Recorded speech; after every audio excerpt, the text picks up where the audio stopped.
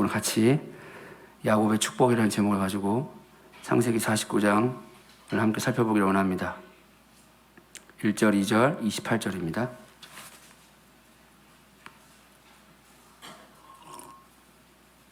사실 제가 레위기를 살펴봐야 돼요. 예. 레위기는 저는 참 좋더라고요. 예, 저는 처음 이제 다뤄보는 성경책인데, 저는 레위기를 보면서 하나님이 왜 레위기를 저에게 보게 하셨는지 참 감사하는 시간을 많이 갖습니다. 개인적으로 첫 번째 제가 은혜를 많이 받고요. 예. 그리고 저는 이제 하나님께서 저에게 새롭게 이렇게 레위기를 알려주셔서 참 좋은 시간입니다. 그래서 저도 이번에도 아직 이제 레위기 거의 끝부분에 다 왔기 때문에 제가 레위기를 살펴보려고 했습니다. 근데 선거날이었죠. 선거날, 그리고 그 다음날 저에게 집에 누워 있는데 하나님께서 갑자기 이 본문을 말씀하시고 이 본문을 가지고 전하기를 원하신다는 마음을 주셨어요. 그래서 이 본문을 제가 침대에 누워서 준비했습니다. 그러니까 무슨 말이냐? 비몽사몽간에 했다라는 것입니다. 그래서 어찌 전해질지는 비몽사몽간에 들어야 제가 받은 그 비몽사몽간에 들었던 받았던 그 마음이 비몽사몽간에 들어야 된다. 그러니까 오늘은 좀 주무시면서 들어라 라는 것입니다. 찾으셨죠? 같이 한번 읽도록 하겠습니다. 야곱이 그 아들들을 불러 이르되 너희는 모이라. 너희가 후일에 당할 일을 내가 너희에게 이르리라. 너희는 모여 들으라. 야곱의 아들들아 너희 아버지 이스라엘에게 들을지어다. 이들은 이스라엘 12지파라. 이와 같이 그들의 아버지가 그들에게 말하고 그들에게 축복하였으니 곧 그들 각 사람의 분량대로 축복하였더라. 너무 유명한 부분이죠. 야곱의 축복입니다. 여러분 잘 아시는 본문입니다. 사실 이 본문은 마지막 때 본문입니다. 그걸 어떻게 알 수 있냐? 49장 1절에 너희가 후일에 당할 일을 이라고 말을 했어요. 야곱이 단순히 야곱의 12 아들들에게 축복하는, 이스라엘 지파에게 축복하는 내용이 아니라요, 이것은 마지막 때 하나님 백성들에게 하는 마지막 때 말씀입니다. 사실 창세기를 보면서 여러분들은 다 알고 계시겠지만 요한계시록이 보이셔야 되는 거죠. 예, 다 보이시잖아요. 그렇죠? 저는 레위기를 보면서 요한계시록이 보이더라고요. 예, 하나님께서 저에게 몰랐던 것들을 그렇게 깨우쳐 주시고 알게 해주셔서 너무나 감사한 시간들을 제가 보내고 있습니다. 그래서 사실 오늘 본문은 마지막 때 이야기입니다. 그렇지만 오늘 제가 그 마지막 때 이야기를 하지는 않을 겁니다. 여러분 다 알고 계시기 때문에 여러분들이 읽으시면 다 압니다. 예. 혹시 여러분들 요한계시록이 이제 뭐 마친다 그랬는데 요한계시록이 쉬우셨죠? 비몽사몽간에 들어야 됩니다. 지금 우리 얘기는 다 쉬우셨죠? 예, 되게 쉽습니다. 요한계시록은. 요한계시록 쉽게 알 수 있는 방법이 하나 있어요. 조금 도움이 필요할 수 있잖아요. 계시록을 읽을 때. 그렇죠? 그럼 제가 추천을 하나 해드릴게요. 계시록을 읽을 때 이것을 보면은 훨씬 잘 이해가 되실 거예요. 그게 뭐냐면 성경책이에요. 창세기부터 쭉 보시면 아주 이해가 잘 됩니다. 사람들의 요한계시록을 이 사람 저 사람이 썼잖아요. 해석을 많이 했거든요. 엄청 헷갈리실 겁니다. 예. 참고로 여기 이제 우리는 보통 마이클 필을 많이 좋아하니까 마이클 필 요한계시록 썼어요. 근데 틀렸습니다. 틀린 거 많습니다. 그럼 네가 어떻게 하냐? 저는 제가 학교에서 배웠으니까요. 당연히 저는 제가 배운 걸 가지고 봅니다. 근데 제가 맞습니다. 우리 학교에서 배운 게. 그럼 우리 학교에서 배운 게 다 맞냐? 다 맞지 않을 거예요. 이게 무슨 말이냐? 제가 학교에서 배울 때 무슨 생각이 들었냐? 아, 이거는 그냥 성경책을 봐야겠다. 참고만 해야겠다. 내가 너무나 많은 이론들과 이 사람 저 사람 말하고 지금 전 유튜브를 못 듣습니다. 유튜브를 들어보니 이게 뭐야? 라고 해서 막 너무 헷갈리게 해놨더라고요. 그래서 제가 느낀 게 뭐냐면 이거는 그냥 기도하면서 성경책을 봐야겠다. 그러면 여러분들에게 친히 알려주실 거예요. 그렇다고 어디 가서 막 말씀하지 마세요. 사람들한테 이단될 수가 있습니다. 그러니까 함부로 나 요한계시록을 알게 됐어 그렇게 하지 마시고 개인에게 적용하시면 됩니다. 개인에게. 그렇지만 어느 한 사람의 의견이 절대적이지 않다는 거예요. 굉장히 많은 다른 의견들이 있습니다. 그렇기 때문에 이 사람의 말이 다 옳으네? 라고 하시면 안 됩니다. 그거는 절대 그렇게 하시면 안 됩니다. 저는 누구를 비판할 자격이 없습니다. 그렇지만 왜 그러냐면 예를 들어서 요한계시록이 사도 요한이 썼잖아요. 사도 요한은 책을 쓸 때 그냥 쓰지 않아요. 1장, 2장, 3장, 4장 쓰지 않습니다. 사도 요한은 요한복음, 요한 1, 2, 3, 4, 요한계시록을 쓸 때요. 어떻게 썼냐면 짝을 지었습니다. 짝을 지어서 1장, 21장 이런 식으로 구성을 철저히 합니다. 그렇게 구성을 하다 보면요. 요한계시록은 시간 순서대로 쓰인 책이 아닙니다. 시간 순서대로 쓰이지 않았기 때문에 인나팔 대접이요. 인 끝나고 나팔 끝나고 대접 끝나는 게 아니라는 거예요. 예를 들어서. 근데 어떤 사람들은 어떻게 합니까? 인, 나팔, 대접, 시간 순서대로 일어났다라고 얘기하죠. 그러나 저는 그렇게 보지 않는다는 것입니다. 왜냐하면 히브리인들이 키아짐 구조라는 가지를 가지고 책을 씁니다. 그거의 대표적인 사람이 사도 요한이었어요. 사도 요한이 책을 그렇게 썼습니다. 그렇기 때문에 인, 나팔, 대접을 절대로 시간 순서대로 쓰지 않았다는 거예요. 자, 이렇게 하니까 또 헷갈리시잖아요. 근데 그냥 보시면 됩니다. 여러분들은 시간 순서로 쓰인 것 같다 그러면 그냥 그렇게 보세요. 그런다고 우리가 구원받는 게 아무 지장 없을 테니까. 저는 그렇게 보지 않는다는 겁니다. 왜냐하면 학교에서 배울 때도 그렇게 배웠고 제가 성경을 보니까 그게 맞는 것 같고요. 예를 들어서 이런 겁니다. 이런 거다 보다 보니까 헷갈리더라고요. 그래서 여러분들에게 추천해주고 싶은 게 뭐냐면 성경을 창세기부터 정독하시면 됩니다. 정독하시면 계시록만 보면 헷갈립니다. 그런데 창세기부터 차근차근 이렇게 정독하시다 보면 여러분들이 배웠던 그 계시록이 열리기 시작하실 것이고 창세기 계시록 1장 1절이잖아요. 예수 그리스도의 계시라. 그 예수 그리스도를 선명히 알게 되는 일들이 일어나지 않을까 합니다. 저에게도 하나님이 그런 은혜를 부어줬으면 좋겠고요. 계속해서 계시록을 말씀을 보면서 어떠한 사건에 집중하기보다 예수님을 알고자 한 마음으로 성경책을 보고 있습니다. 오늘 본문이 제가 왜 서두에 이런 얘기를 했냐면 너희가 후일 당할 일이라고 말하면서 하나님은 마지막 때의 메시지를 창세기부터 심어놨다는 것을 말씀드리고 싶은 거예요. 우리가 어차피 다 종말론 이제 배웠고 이미 계시록이라는 문을 뜯었습니다. 인봉을. 그렇기 때문에 이제는 어쩔 수 없는 거예요. 모든 성경을 다 계시록에 초점을 두고 읽어야 합니다. 이미 열렸습니다. 여러분들의 눈에 열리지 않았지는 상관없이 이미 공식적으로 열린 거예요. 그러니까 이제 모든 성경을 어디에 초점 둬야 됩니까? 계시록에 초점을 둬야 되는 거예요. 그러면은 이 말씀은 당연히 계시록에 있는 마지막 말씀과 연결되는 것을 쉽게 유추할 수 있습니다. 그 부분은 여러분들 읽으셔서 찾기를 바랍니다. 오늘 저에게는 그 말씀이 아니라 하나님이 제가 비몽사몽간에 누워졌을 때 선거가 할 때 주셨던 그 말씀을 그냥 잠깐 간략하게 나누기를 원합니다. 하나님이 사람을 지으시되 하나님의 형상대로 창조했습니다. 그리고 창조하신 창조된 하나님의 형상들이 이 세상을 어떻게 하느냐? 다스리기를 원했습니다. 하나님의 말씀으로 다스리기를 원했어요. 이것을 잘 보여주고 있는 것이 누구냐면 우리 예수님이십니다. 예수님에게 하나님의 이 나라를 다 맡기시고 예수님이 이 나라를 통치하고 다스리기를 원하셨고 실제 다스리고 계십니다.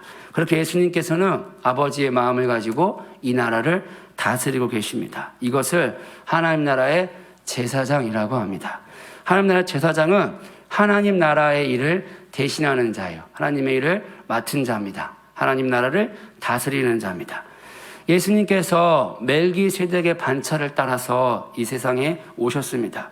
멜기세덱은 살렘 왕이라고 하고 있어요. 살렘은 평강이란 뜻입니다. 이 멜기세덱이 평강의 나라의 제사장이라는 뜻입니다.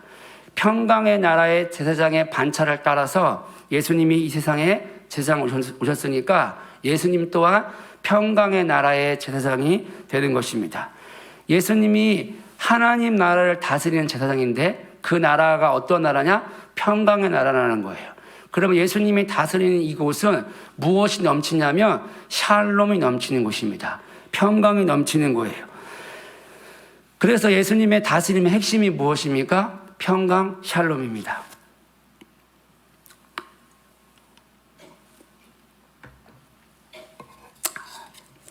끝이 다가옵니다. 목소리 잘 안 나와요. 아담이 예수님에게서 나왔어요. 그래서 아담도 누구처럼 해야 되냐면 예수님처럼 행동해야 됐습니다. 예수님처럼 이 세상을 다스리는 존재가 돼야 됐어요. 그래서 하나님께서 그 아담을 다스리라고 하는 곳이 어디냐? 에덴 동산이었습니다. 즉 아담은 예수님처럼 에덴 동산을 다스리는 제사장 역할을 감당했어야 됐어요.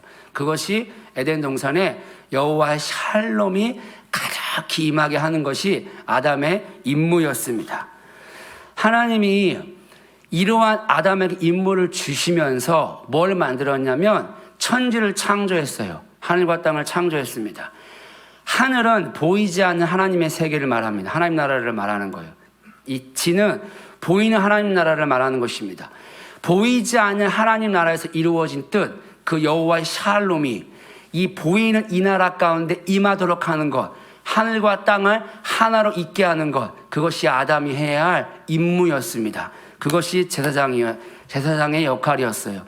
그래서 예수님의 제자들에게 뭐라고 기도하라고 말하고 있냐면 제자들아, 하늘에서 이루어진 그 뜻이 이 땅에서 이루어지도록 기도해라 라고 한 거예요. 이 말은 아담에게 부여했던 그 제사장적 사명을 제자들에게도 동일하게 부여하고 있는 것입니다.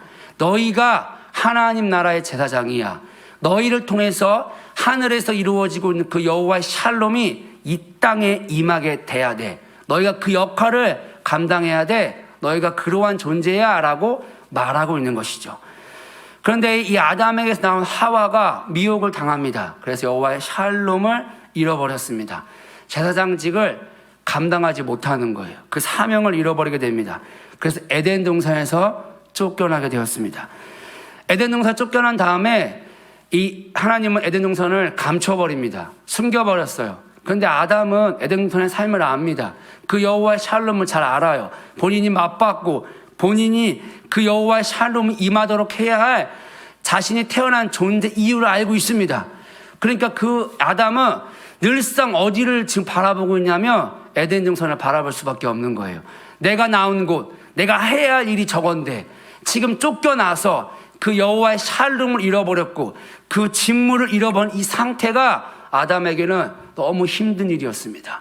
그런데 하나님이 그 아담을 불쌍히 여겼죠. 그래서 이 에덴 동산을 감춰놨어요. 아담이 찾았을 거예요. 어디 돌아가지? 여기였는데 길이 어디지? 못 찾고 있는 것입니다. 그래서 아담에게 말했습니다. 여자의 후손, 너와 아담의 하와의 후손을 통해서 내가 다시 에덴 동산으로 들어가게 해줄게. 그래서 그때부터 아담의 유일한 소망이 누구냐? 하와의 자녀를 보는 겁니다. 저 자녀가 저 후손이, 나의 후손이 단순히 육체로 난 아이가 아니라 저가 나를 다시 에덴 동산으로 데리고 가게 해줄 키구나, 열쇠가 되겠구나 라고 하면서 여자의 후손을 오매불망 바라보고 있었습니다. 아담의 유일한 소망이었어요. 이것이 이어져서 우리가 알다시피 아브라함에게 하나님께서 약속하셨죠. 너를 통하여 큰 민족을 이루게 해줄게. 여러분, 아브라함이 큰 민족을 이루게 해줄게라고 해서 기뻐했을까요? 자식 많으면 기쁜가요? 기쁘죠. 기쁘기는.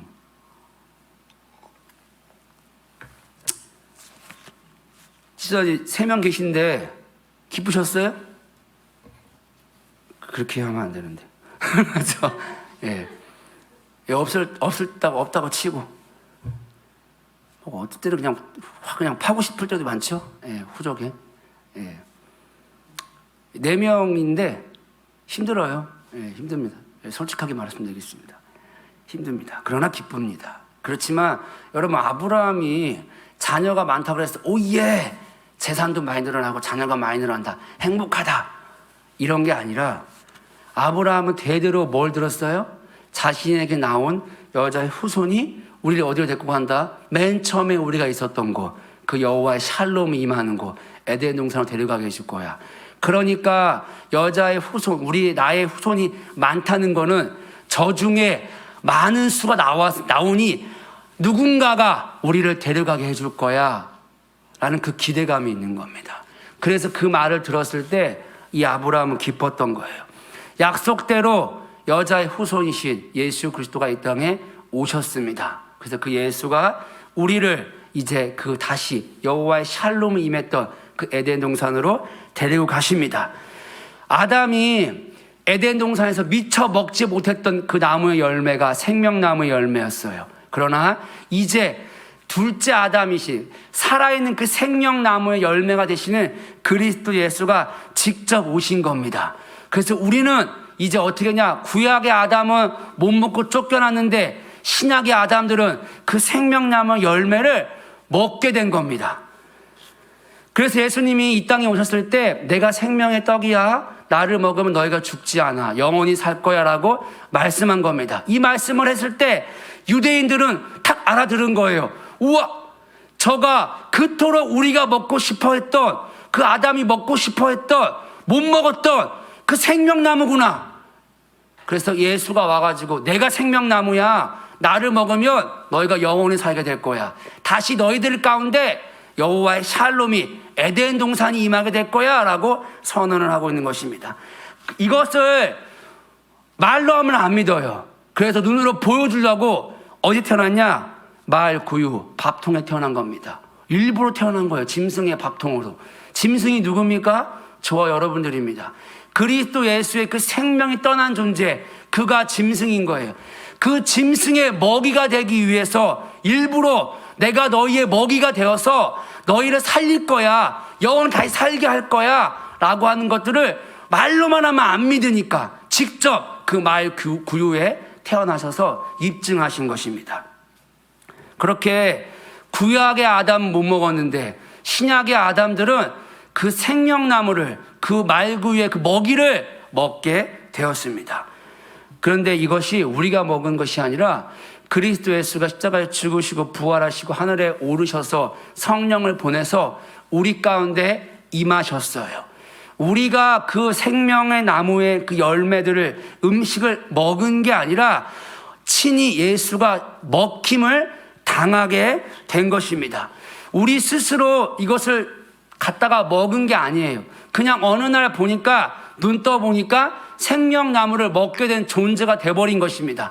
이제 우리가 이 땅에 썩어서 죽을 수밖에 없는 존재가 어느 날 갑자기 눈 떠보니 썩지 않고 죽지 않는 하늘에 속한 존재로 변해버렸다는 것입니다. 그렇게 우리가 이제 어디에 속한 존재가 되었냐? 다시금 에덴에 속한 존재, 여호와의 샬롬을 임하는 존재, 그리고 그 사명을 이어받은 존재, 그 제사장적 존재로 회복이 되었다는 것입니다. 그러니까 이제 우리에게 주어진 사명이 무엇이냐? 다시 하나님의 말씀대로 이 땅을 생육하고 번성하고 다스리는 제사장적 사명을 감당해야 한다는 것입니다. 예수님이 이 일을 누구랑 하기를 원하시냐면 신부들과 혼인을 해서 하기를 원하셨어요. 우리가 하와고 예수님이 아담이 되셔서 아담과 하와가 결혼을 해서 마리아가 이 땅에 성령을 통해서 하나님의 아들을 잉태한 것처럼 우리가 성령을 통해서 하나님의 아들들을 초자연적인 능력으로 잉태하기를 원했던 것이죠. 그래서 이 땅에 우리를 통해서 하나님의 아들들이 가득하기를 원했어요. 그 아들들과 우리가 무엇을 하기 원했냐면 이 땅을 여호와의 샬롬이 가득히 임하는 곳으로 다스리기를 원했다는 것입니다. 이것을 확증하여 보여준 것이 아브라함의 언약이 되는 것이죠. 아브라함의 한 사람을 통하여 수많은 민족들이 다시 여호와 앞에 오게 될 거야 라고 한 이 말은 단순히 믿는 사람이 많아질 거야 이것이 아니라 하나님의 아들들이 예수와 결혼하여 성령으로 잉태하는 그 하나님의 아들들이, 그 믿음의 아들들이 이 땅에 가득히 임해서 다시 제사장적 사명을 감당해서 이 땅 가운데 여호와의 샬롬이 가득히 임하게 되는 것, 그 약속을 지금 아브라함을 통해서 하고 있는 것이죠. 이것이 솔로몬이 아가서에서 1,000명의 부인을 둔 것으로 우리에게 설명해 주고 있는 것입니다. 1,000명이니까 솔로몬 이름이 이렇게 바람둥이네, 그렇게 해석하시면 성경을 재미없게 보는 겁니다. 1,000명의 부인을 둔 것은 솔로몬이라고 상징되는 예수 그리스도께서 많은 하나님의 신부들을 두고 있는 것을 말하는 거예요. 솔로몬의 이름이 무엇입니까? 평강입니다. 솔로몬이 다스린 나라가 평강, 에덴 동산이었어요. 그 에덴 동산을 누구랑 다스리냐? 1,000명의 신부들과 함께 다스린다는 것입니다. 솔로몬이 다스리는 그 나라 1,000명의 신부들은 무엇을 상징하느냐? 마지막 때, 더 나아가 태초에 하나님이 이 세상을 향한 하나님의 목적을 보여주고 있는 것입니다. 그래서 아가서가 어떤 말씀입니까? 마지막 때 말씀입니다. 하나님이 그래서 오늘 이 본문을 통해서 무엇을 회복하기 원하냐? 바로 이 제사장적 다스림, 이 여호와의 샬롬을 회복하기를 원한다는 것입니다. 이 하나님의 목적을 하기 위하여 하나님이 야곱을 사용하셨습니다. 그가 한 행동이 무엇입니까? 축복한 거예요. 여러분, 오늘 본문은 유언입니다. 유언이에요. 여기 질문을 다 하시니까 질문 한번 해볼까요? 여러분, 야곱이 요셉을 잃어버렸을 때 그의 삶이 어땠을까요? 우리 황림 밀사님 계신데 눈에 넣을 수 없고 눈에 넣으면 실명하는 그 딸이 있습니다. 그렇죠? 눈에 넣을 수 없죠? 예, 눈에 넣으면 실명하잖아요. 예, 거짓말이죠. 눈에 넣어도 안 아픈 건 거짓말인 거죠. 예, 근데 그 딸이 없어졌어요. 하늘나라 가버린 거예요. 그럼 집사님은 잘됐다! 눈에 넣어 없었는데, 아팠는데, 말 징그럽게 안 들었는데, 과연 그럴까요? 집사님 여기 앉아서 지금 할렐루야라고 할 수 있겠습니까? 못할 겁니다. 예, 못할 겁니다. 왜냐하면 자식은 그런 거잖아요. 저희 외할아버지가 큰아들하고 그렇게 싸웠는데, 큰아들이 돌아가셨을 때 2년 만에 시름시름 앓다가 하늘나라 가셨습니다. 병도 없었고요. 걷지 못하고 대소변을 못 가리시고 말을 못 하시기 시작했었어요. 정확히 딱 2년 만에 아무 병이 없는데 그렇게 하늘나라 가셨습니다. 제가 그걸 보면서 징그럽게 싸우더니만 큰아들 돌아가니까 그 충격이 엄청 컸나 보구나. 말할 수 없는 거죠. 여러분, 야곱이 요셉, 너무나 사랑했던 그 요셉 잃어버렸습니다. 죽은 줄 알았어요. 요셉의 삶은 살아도 산 게 아닙니다. 그래서 야곱이 그 바로 왕을 만났을 때 뭐라고 고백하죠? 내가 험악한 세월을 살았나이다. 험악한 세월인 거예요. 아들 잃어버렸단 말이에요. 그 험악한 세월은 고생 많이 했다는 뜻이 아니라 자신의 인생은 끝났습니다. 내가 살아도 산 게 아닙니다. 라는 뜻입니다. 자, 그런데 오늘 본문 앞서서 47장 28절에 이런 말이 있습니다. 야곱이 이집트 땅에서 17년 동안 살았으므로. 죽은 존재를 지금 뭐라고 표현하고 있냐면 살았다라고 표현하고 있어요. 여러분들 개역개정에는 아마 거주하였으니라고 말하고 있을 거예요. 그러나 다른 번역에서는 살았다라고 말하고 있습니다. 여러분, 어떻게 야곱이 죽은 존재라고요. 험악한 세월을 산 존재였는데 여기 본문에 살았다라고 말하고 있을까요?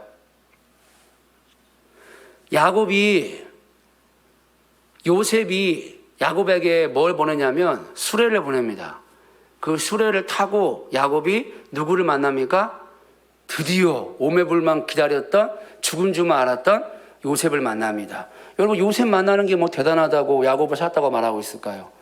이 수레가 뭘까요? 아가 3장 9절 10절에 보니까 솔로몬 왕이 레바논 나무로 자기의 가마를 만들었는데 그 기둥은 은이요 바닥은 금이요 자리는 자색 깔개라. 그 안에는 예루살렘 딸들의 사랑이 엮여져 있구나. 이 수레가 뭡니까? 신랑이 신부에게 보낸 수레였던 겁니다. 그래서 이 수레를 타고 야곱이 누굴 만난 거예요? 신랑을 만난 거예요. 그러니까 이 야곱이 어떤 존재가 됐냐?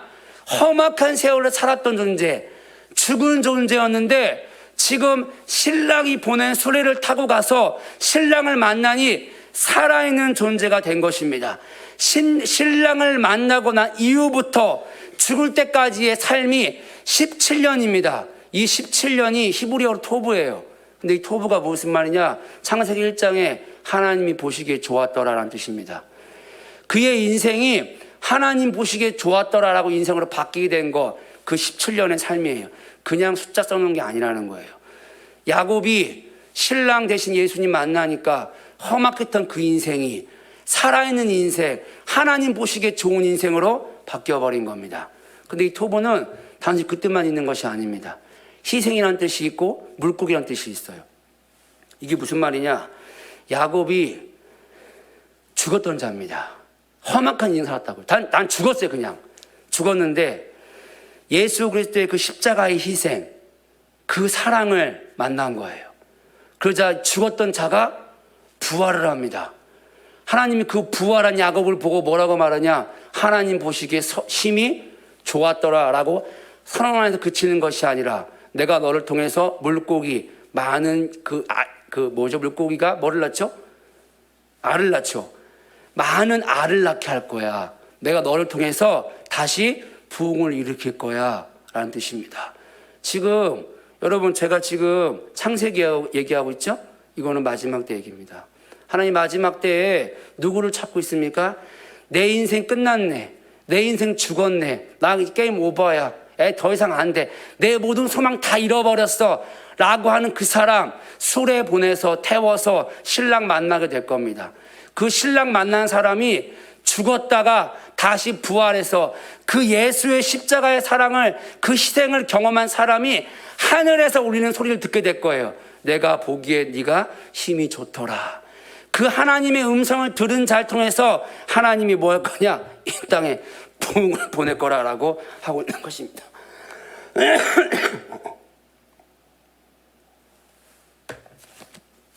그가 누굽니까? 제사장입니다. 그가 제사장이에요. 이 제사장, 하나님이 이 마지막 때에 부흥을 가져오게 할 이 제사장, 하나님의 사명을 감당해야 할 이 제사장은 그럼 무엇을 바라보느냐? 죽는 그 순간까지 그는 그 애굽 땅에 묻히기를 원치 않았어요. 막벨라 굴에 그 하나님의 말씀하신 언약의 땅에 묻히기를 원했습니다. 그 땅이 어디겠습니까?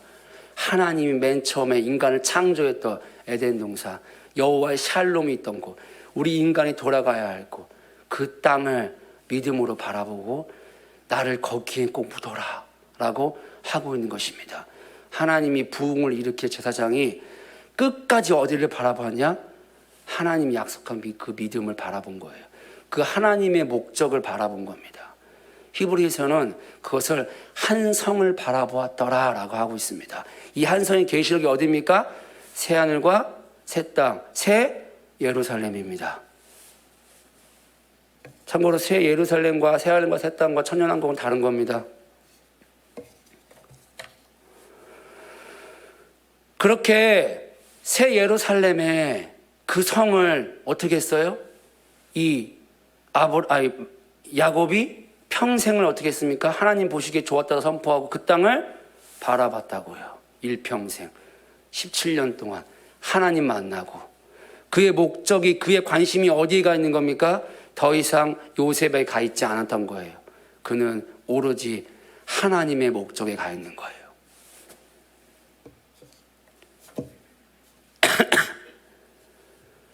그러한 존재가 마지막에 하고 있는 것이 무엇이냐?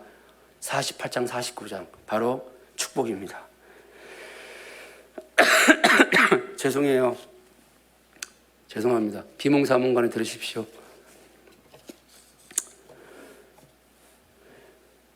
이 축복을 할 때 두 가지의 축복을 합니다. 우리가 잘 보시면 알다시피 요셉의 아들들을 축복했습니다. 48장 16절에 나를 모든 환난에서 건지신 여호와의 사자께서 이 아이들에게 복을 주시오며 이들로 내 이름과 내 조상 아브라함과 이삭의 이름으로 칭하게 하시오며 이들이 세상에서 번식되게 하시기를 원하나이다. 번식되게 하기를 원한다고 그랬습니다. 물고기가 알들을 엄청 많이 낳잖아요. 그것처럼 이 너희들의 아들들이 그렇게 번식되기를 원해 라고 하는 것입니다. 그런데 여러분 잘 알다시피 이것은 단순히 두 사람에게 축복하고 있는 것이 아닙니다. 우리 요셉의 아들들이 에브라임과 누구였죠? 감사합니다. 므낫세입니다. 므낫세가 장자였죠. 예, 그러나 야곱이 어떻게 축복했죠? 에브라임을 축복해 버립니다. 여러분, 에브라임은 누구를 상징하냐면 북이스라엘을 상징합니다. 근데 이 말씀을 선포할 때 48장의 이 말씀에 축복을 할 때 잘 나가다 갑자기 중간에 7절부터 무슨 얘기를 하냐면 라헬 이야기를 해요. 뜬금없는 이야기를 합니다. 그게 나오면 안 돼요, 사실은. 근데 라헬 이야기를 합니다. 근데 이 라헬 이야기의 뒷 배경에 본문에 뭐가 있냐면 레위기 31장이 있습니다. 이 많은 이방인들이 어떻게 하냐? 돌아오게 될 거야 라고 말하고 있어요.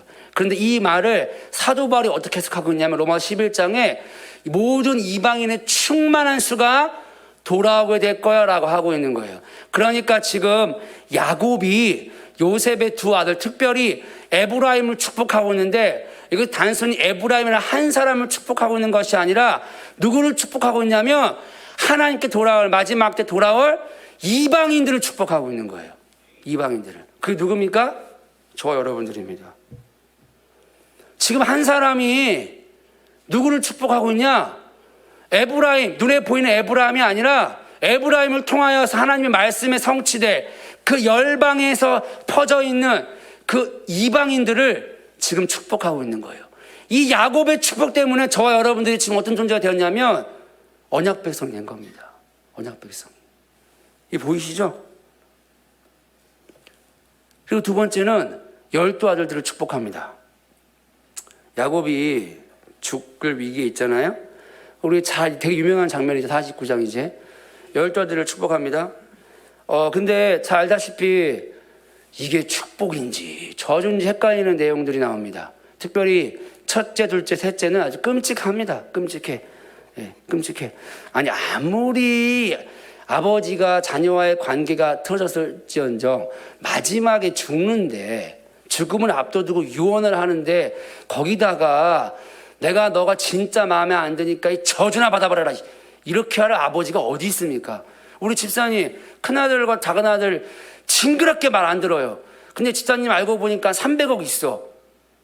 계좌번호 하나 제가 어떻게 예? 근데 진짜 미워. 근데 앞에 서 있는 나는 너무 마음에 들어. 평소에 너무 마음에 들었어. 그러니까 살짝 불러다가 내가 우리 정국사한테 내 300억 주리라 하겠습니까?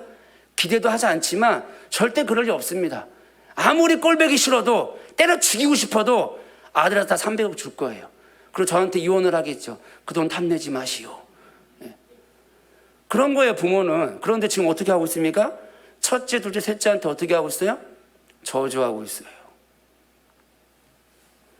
여러분, 12손가락 깨물어서 안 아픈 손가락 있겠습니까?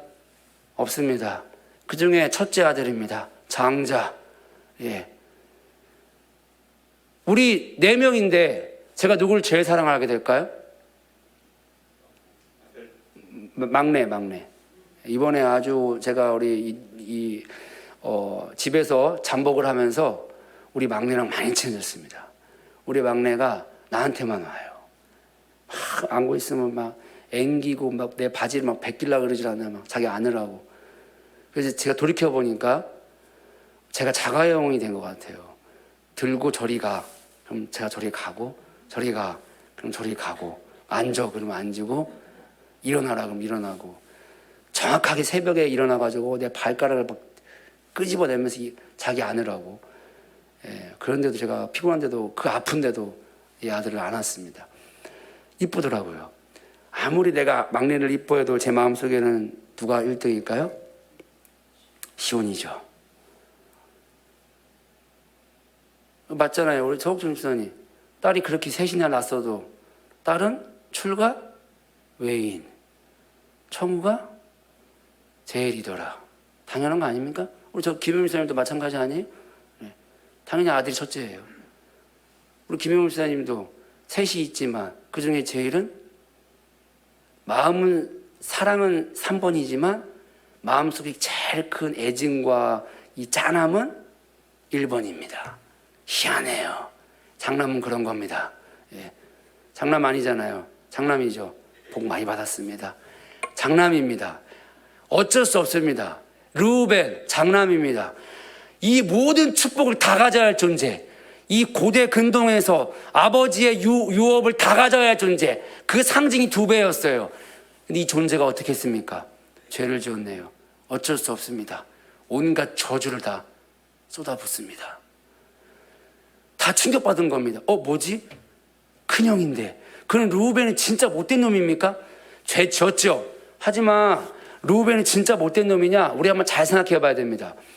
르우벤이 자기네 엄마 레아 말고 레아를 진짜 죽일 듯이 미웠으면 그 레아의 아들들을 죽이는데 앞장을 섰어야 되는데, 사실 르우벤은 앞장서지 않았습니다. 알다시피 요셉 살릴라 그랬고요, 베냐민 살릴라 그랬습니다. 베냐민의 자식들이 만약에 베냐민이 잡혀가면 자기의 2 아들을 죽이라고까지 했습니다. 그런 존재였어요. 맞이였어요. 행동하는 거 모든 것이 다. 그런데 야곱은 가차 없습니다. 저주를 쏟아붓습니다. 2번째 시므온, 말할 것도 없습니다.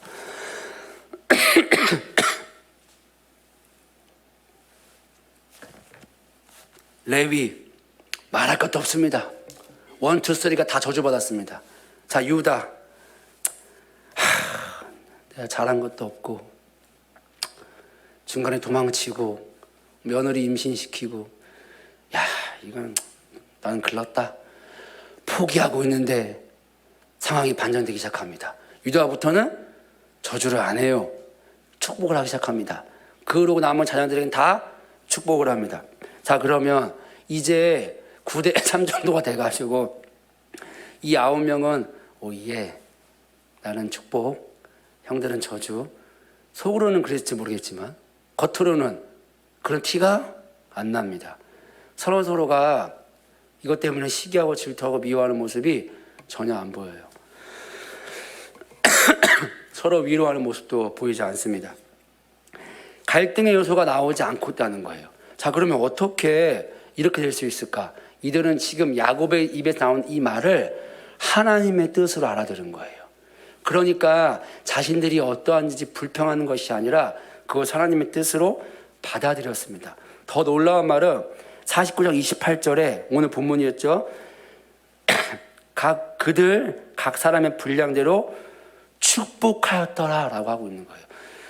하나님께서 지금 야곱을 통해서 저주로 보이는 말이었어요. 그런데 그것이 뭐라고요? 축복이라는 것입니다. 축복이라는 거예요. 자, 그러면 르우벤, 시몬, 레위가 받은 말이 축복이라는 것입니다. 이게 어떻게 축복이 될 수 있냐는 거예요. 왜 이 저주 같은 유언이 그들에게는 축복의 말이었을까? 사실 복음이 그런 것입니다. 복음이 누군가에게는 저주의 말처럼 들리고 누군가에게는 축복의 말처럼 들리는 거예요. 르우벤, 시몬, 레위에게는 복음이 빛이기 때문에 빛이 임하니까 어둠이 드러납니다. 그러니까 그 말이 그들에게는 뭐처럼 들릴 수밖에 없냐면 저주의 말처럼 들릴 수밖에 없는 것입니다. 나머지 애들에게는 그냥 복음의 말로, 기쁨의 말로, 축복의 말로 들린 것입니다. 하나님이 야곱을 통해서 진짜 원했던 것은 무엇이냐면 너희 세 아들 복음이 선포되는데 너희가 이 복음을 듣고 어떻게 하길 원하느냐? 돌이키기를 원한다. 그래서 저 아들들과 다시 하나 되기를 원한다. 나의 뜻이 너희를 통해 이루어지길 원한다라고 하는 거예요. 나머지 자녀들은 너희가 지금 축복을 받고 있지 축복의 자리에 머물러라 라고 하고 있는 것입니다. 그들에게 야곱이 하는 축복은 단순히 유언이 아니라 복음을 선포하고 있는 것입니다. 자, 그러면 이들이 예수 믿고 회개했을까? 회심을 했을까라는 것입니다. 신명기 33장에 나가면 모세의 축복이 나옵니다. 이거는 지금 야곱의 축복이었어요.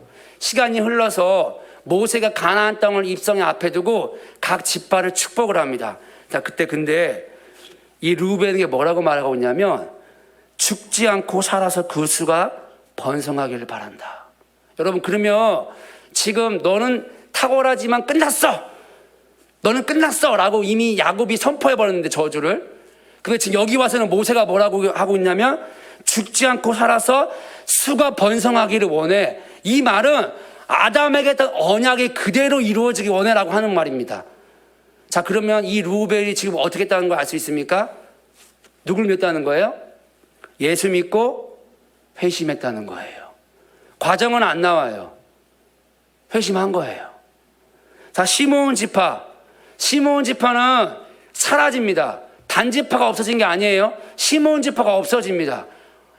없어져 버렸어요. 지파가 유다 지파에 흡수가 됩니다. 자, 그럼 망한 거냐? 시므온 지파가 회심 안 했네? 라고 할 수 있습니다. 여러분, 시므온이 뭘로 망했냐? 칼로 망했습니다. 자, 그런데 유다를 통해서 축복할 때 누가 온다 그랬냐면 규를 가진 자가 와서 통치하고 다스릴 거라 그랬어요.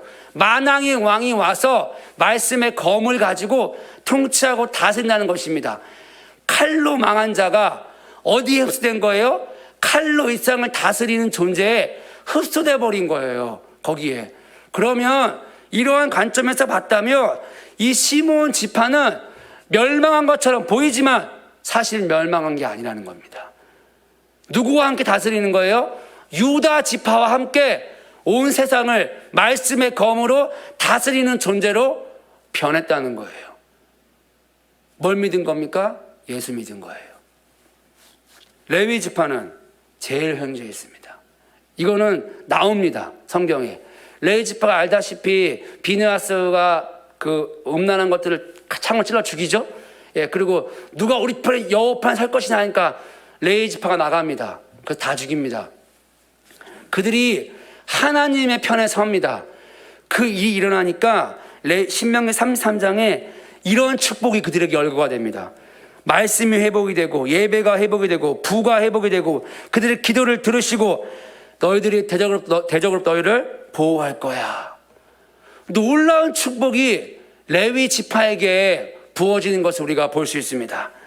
레위 지파의 검이 전에는 사람을 죽이는 검이었어요. 근데 이제는 동물의 각을 떠서 하나님을 예배하고 그 말씀이 선포되고 기도가 응답되고 대적으로부터 보호받는, 그래서 다시금 하나님의 놀라운 유업들이, 그 부들이 다시금 돌아오게 되는 그러한 존재가 누가 되었냐? 레위 지파가 된 것입니다. 여러분, 야곱이 당장 그들에게 말했을 때 그 말은 쓴 말이라고요. 저주의 말이었다고요. 근데 그들은 그 쓰고 저주의 말을 쓰다고 뱉지 않았다는 거예요. 쓴 말을 삼킨 거예요. 회개했다고요. 열매가 있습니다.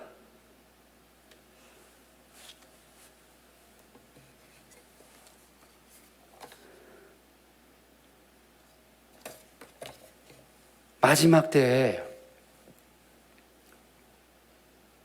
야곱의 이 복음이 선포된다는 겁니다. 지금이 예레미야와 이사야 시대보다 못한 시대예요. 근데 지금 극동방송이라든가 여러분 많은 메시지를 들어보십시오. 대부분 다 위로할 겁니다. 여러분, 겨울이죠? 아니요, 봄이 올 겁니다. 참으십시오. 여러분, 여기가 광야 같죠? 꽃이 필 겁니다. 대부분 다 이런 메시지일 겁니다. 위로하고 소망을 주는. 필요합니다. 저는 그것이 필요 없다고 말하지 않습니다. 그러나 예레미야 시대에 뭐라고 했습니까? 예레미야가 평강하다 하는 그 거짓말을 믿지 말라 그랬어요.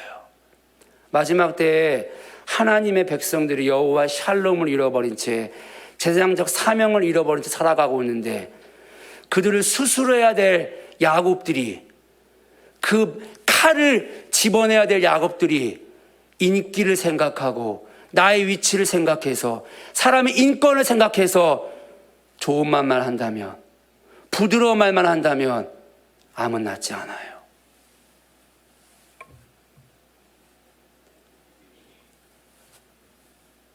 제가 하나님 앞에 쓸 자격이 없습니다.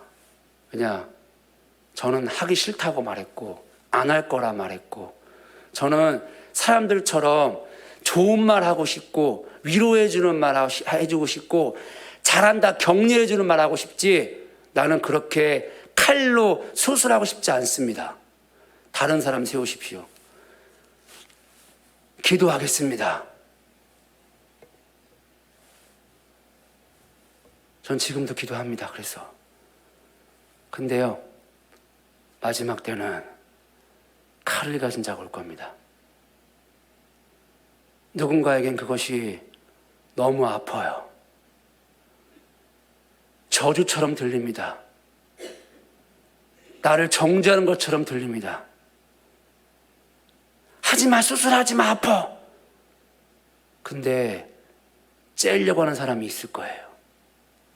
여러분, 그런 사람 오시면 너무 막 돌 던지지 마세요. 올 거거든요. 와야 되고.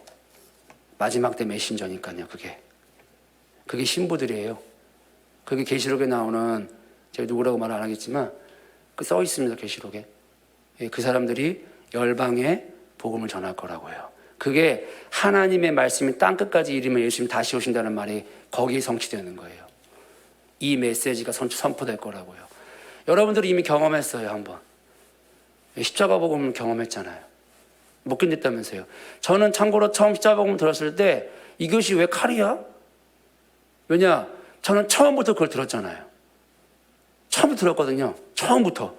맨 처음 서울에서 예수 믿을 때부터 새물교 성교 속된 교회가 아니었는데 맨 처음에 본 책이, 제가 큐티했던 책이 십자가 복음 책, 빨간 책이었다고요.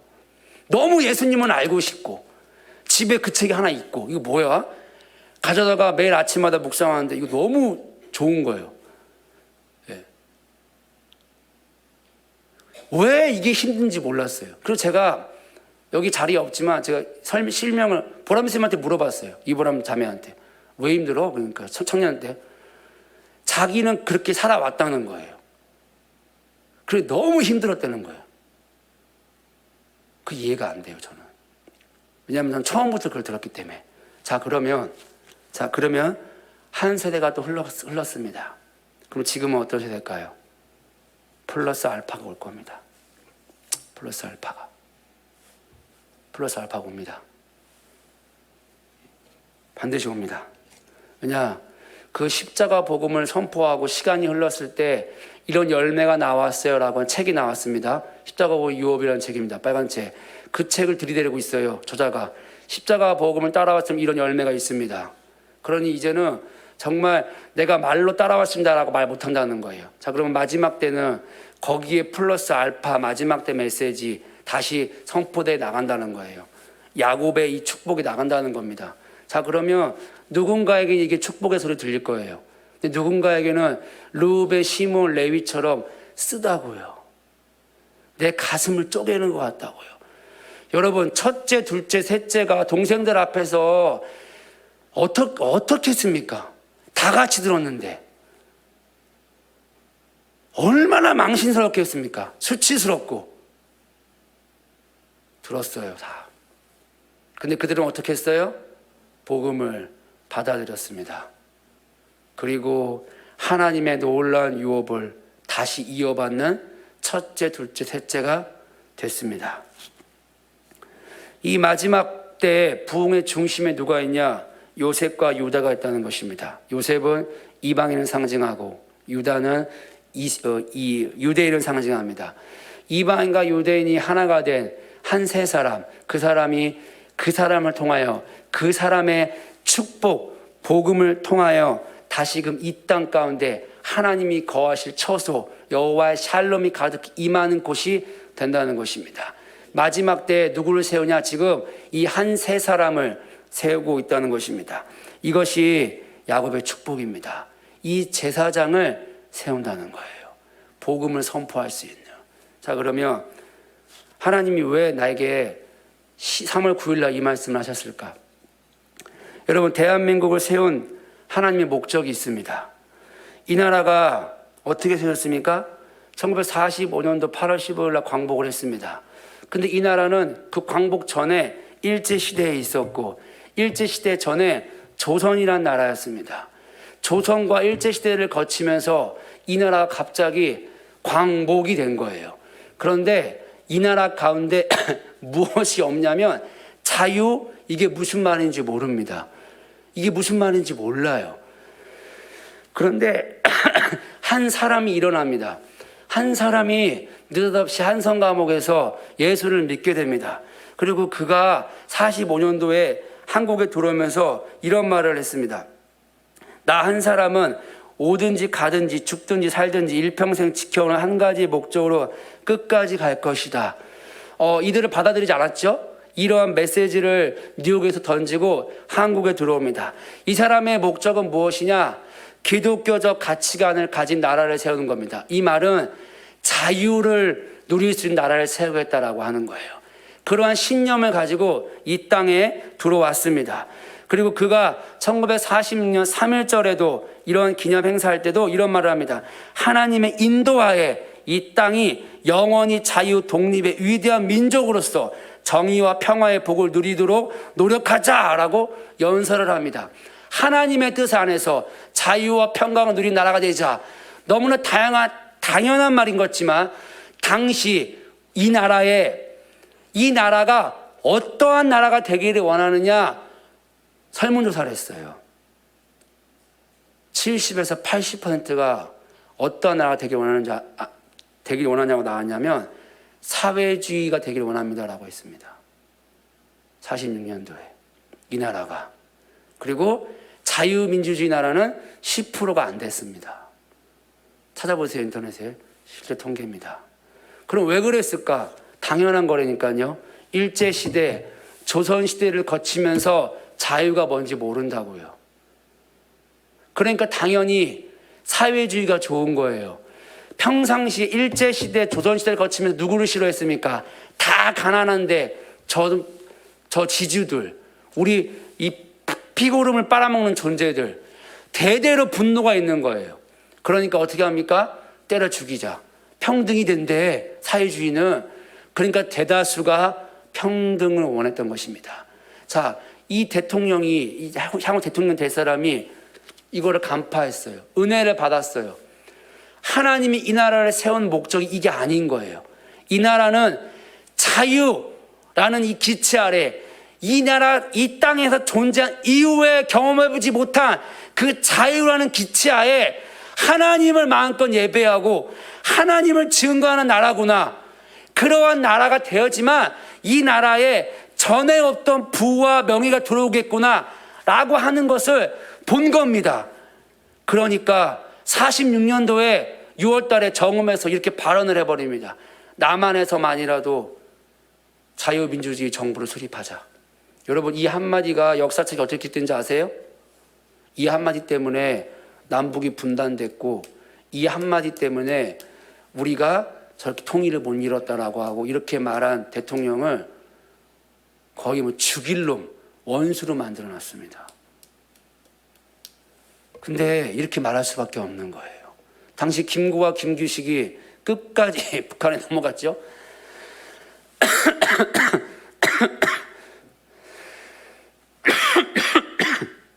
그러면서 어떻게 합니까? 어떻게든 해보려고 했습니다. 북한하고. 그러나 절대로 안 되죠. 절대로 안 됩니다.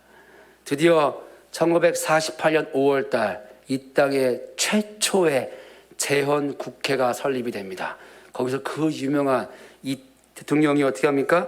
선서를 합니다. 그리고 목사님 불러다가 선서해요. 성경에 손 얹고 이 나라는 기독교 나라다. 이 나라는 하나님을 섬기는 나라다 라고 만방에 선포해버립니다.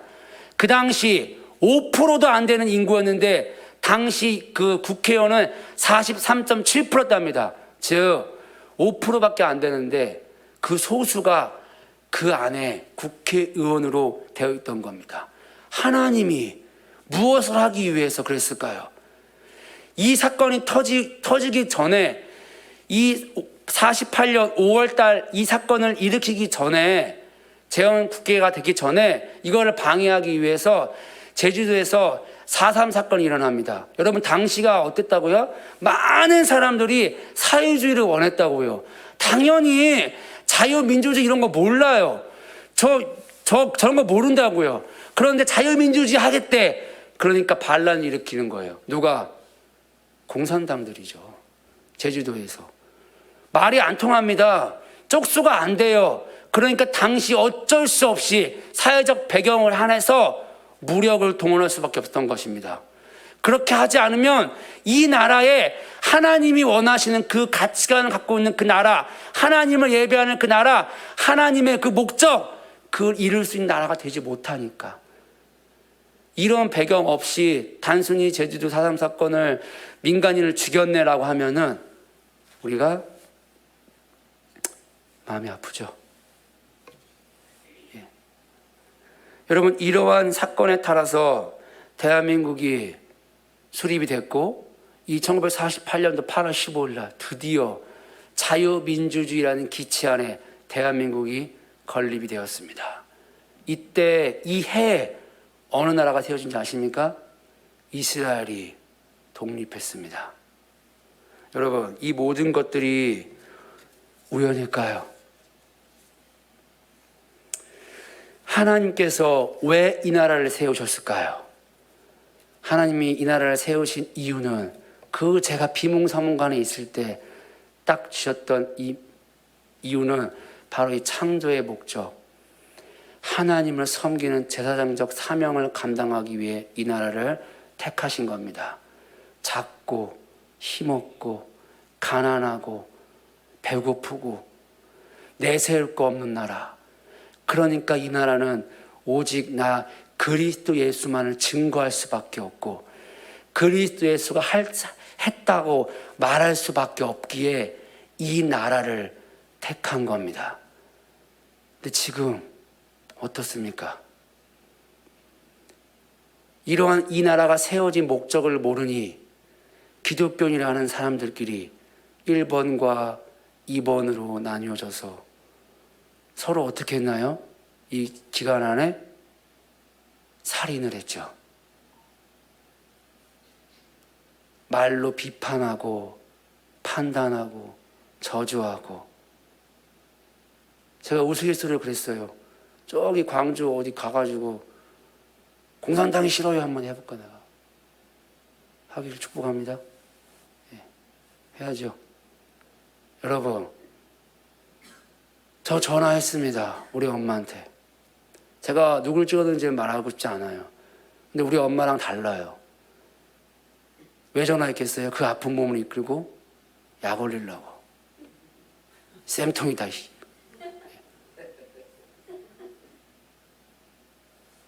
근데 여러분, 부모와 자식 간의 관계도 지금 어떻게 됐습니까? 살인이 일어난 거예요. 여러분,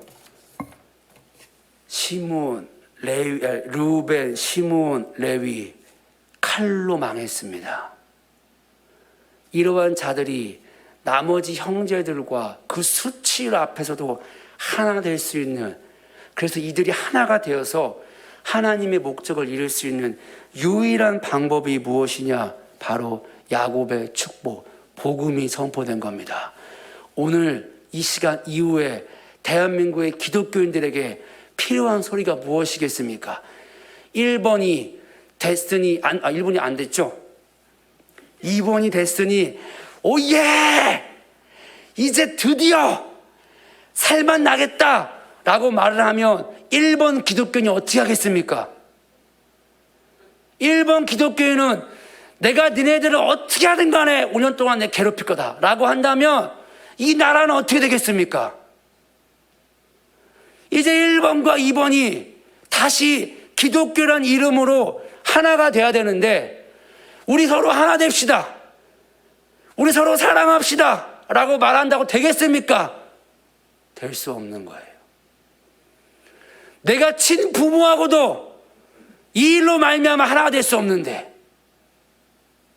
존경하지만 오죽했으면 목소리도 안 나오는데 전화해가지고 약 올리려고 엄마 축하해 막 그러다 찍었어 안 찍었어 그러니까 우리 엄마 말 제가 누구 찍었는지 말씀을 드릴 수는 없습니다. 우리 어머니 말 차마 찍을 수가 없었다. 차마 찍을 수가 없었다. 그렇게 당했는데 우리 엄마 하는 말입니다. 여러분 안 되는 거예요. 아무리 사랑하자 말하자 해도 되지 않습니다. 그러면 어떻게 이 수많은 살인을 하는 걸, 이 살인 관계가 어떻게 다시 사랑하는 이 유대인과 이방이 하나 되는 것처럼 형제가 하나 될 수 있을까요? 원수를 사랑하라고 했던 예수의 그 십자가의 사랑 안에서 다 이루어지는 것입니다. 하나님이 왜 이 말을 내게 네 누워있는 가운데 했을까? 왜 레위기라고 싶은 내게 다시금 이 야곱의 축복을 보게 했을까? 아들아, 이제 기도해라. 네가 원하는 대로 됐지만 내 백성들이 아니었구나. 그들이 이제는 1번이든 2번이든 나뉘는 것이 아니라 다시 그들이 복음 앞으로 돌아와서 하나가 돼서 내가 이 땅을 만든, 이 나라를 만든 그 목적을 알고 너희가 이 제사장적 사명을 감당하기를 바란다. 그런 새 한 해가 되기를 바란다. 이거를 위해서 내가 너희에게 다시 자유를 줬잖아. 기도할 수 있겠냐? 여러분, 2번 됐다고 좋으십니까? 혹시 1번 안 돼서 슬퍼하신 분들 계십니까? 1번이 2번이 하나님 뜻을 이루지 못합니다. 우리는 다시금 이때 복음으로 돌아가야 합니다. 하나님의 이 야곱의 축복이 저와 여러분들에게 들리기를 예수님의 이름으로 축복합니다. 2번 됐다고 그만 좋아하시고 1번 됐다고 그만 슬퍼하시고 다시 그리스도 예수 앞으로 돌아가서 하나님이 이 나라를 세우신 그 목적을 선명히 발견해서 그 자유의 가치 안에서 마음껏 그리스도 예수를 증거하는 저와 여러분들 되기를, 그런 제사장적 사명을 감당하는 저와 여러분들 되기를 예수님의 이름으로 축복합니다. 다시 복음으로 돌아갑시다.